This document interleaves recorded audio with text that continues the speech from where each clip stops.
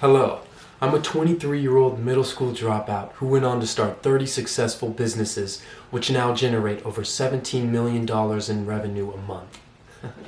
These are my 5 tips to ruling your 20s. Yeah, that's not me. It is me, but it's not me. You get what I'm saying. And if you expected to hear from some internet guru, then here's a list of what I'm going to talk about, and you can just read it really quick and click off. Because you probably can't relate to feeling lost in your 20s. I mean, I'm sure you didn't resonate with the idea of it whenever you saw the video and clicked on it. In fact, you've probably already got it all figured out. You're probably happy, you're healthy, you have great relationships, and you live every day feeling like you served a purpose. And that's awesome, and I'm happy for you. Are you still here? Okay, cool. Okay, I am too. So, 5 tips that have helped me in my 20s. Number 1, explore. If you feel lost and you don't know what your place in this world is, I would argue that the only way you're going to find out is if you try new things, contemplate new perspectives, travel to distant places, make new friends, and make new connections about the world that you've never considered before. Keep an open mind, and just because you had a belief in the past doesn't mean that you have to continue to hold on to it. Start over fresh and do things you've never done before, because nothing's really holding you back at this point in your life. A common theme I've heard from a lot of people who are older than me is that they wish they'd done this or that when they were younger. And if you don't want to end up having that regret later on in life, then just take action now and do the things that your heart feels compelled to do. I feel like taking action now and doing what my heart beckons to do is a much better route than 50 years down the road regretting that I never tried this or did that and having to live with that and die with it ultimately. So start to figure yourself out and what you like, and the only way that you're going to figure that out is by trying new things. So push your boundaries, step outside of your comfort zone, and just explore. Tip number 2, forget about other people. You remember that guy from the intro, the millionaire 23-year-old? Yeah, this is his Instagram. It's easy to feel inadequate and think your life is in shambles when you compare yourself to these snapshots of other people's lives. But you've got to remember that no picture is complete. So one thing you can do is delete these apps. Start out with a day and then maybe go to a week and a month, and note the difference that it has on your mental state. And for me, personally speaking, it's night and day. But it's not just comparing ourselves to others that's holding us back. It's also being concerned with the opinions other people have of us, or being concerned with what people say about us. Because ultimately, this doesn't really matter. It matters as much as you let it matter, because at the end of the day, it's just their opinion. And while you can take something from it and learn, you shouldn't let it define you, because ultimately it's you who defines yourself. And of course, this isn't an overnight fix, but that leads us into the next tip. Tip number 3, consistency. The only way that you're going to stop caring about what other people think about you, or anything for that matter, is if you constantly reinforce that mindset or that practice in your life until it becomes ingrained in you, until you stop caring about what people think. It's the story of the tortoise and the hare.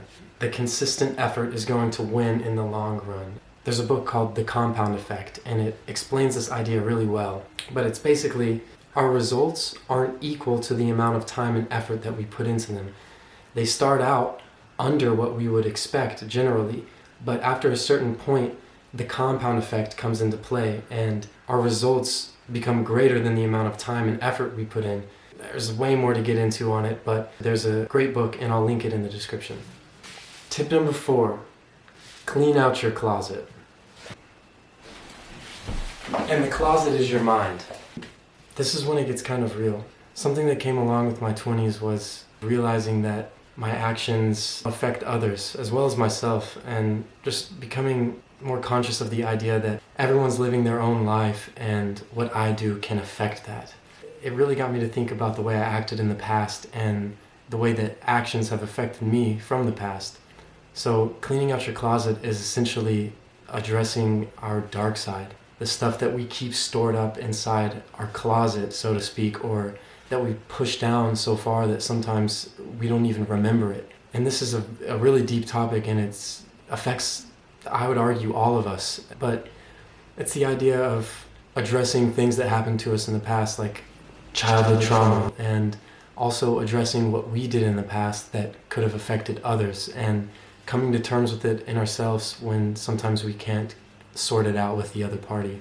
But something that really opened my eyes to this was meditation.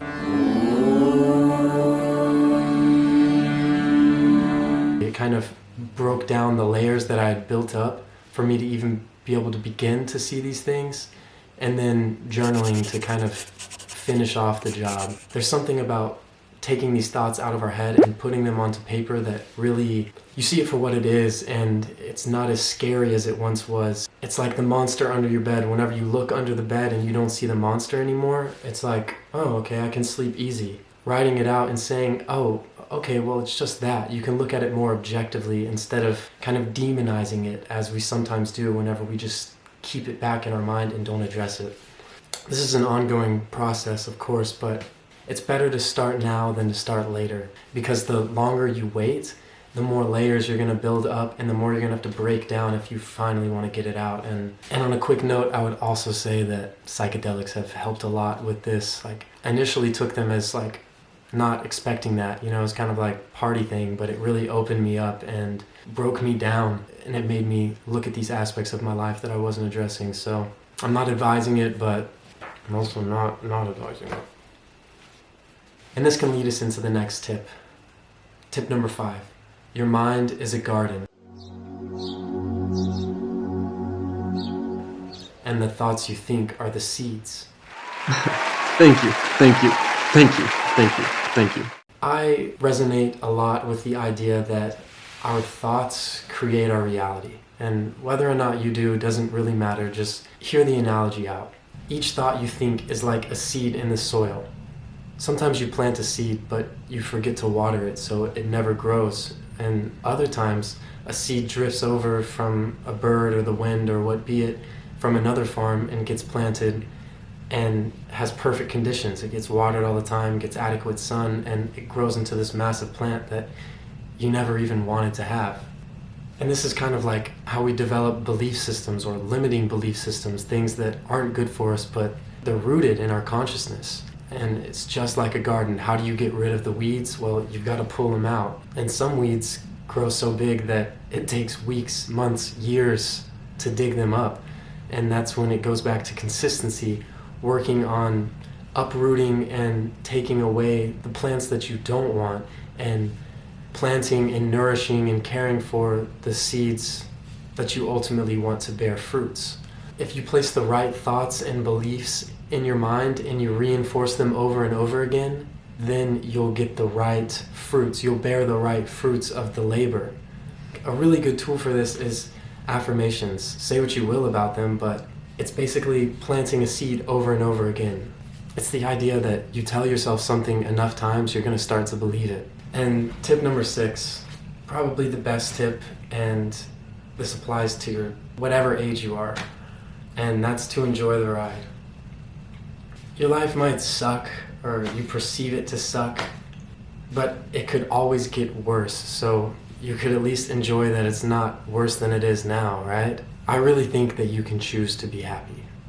And I get that life isn't always pleasurable, or things don't always work out the way we want them to, or anything. And you're supposed to feel sad.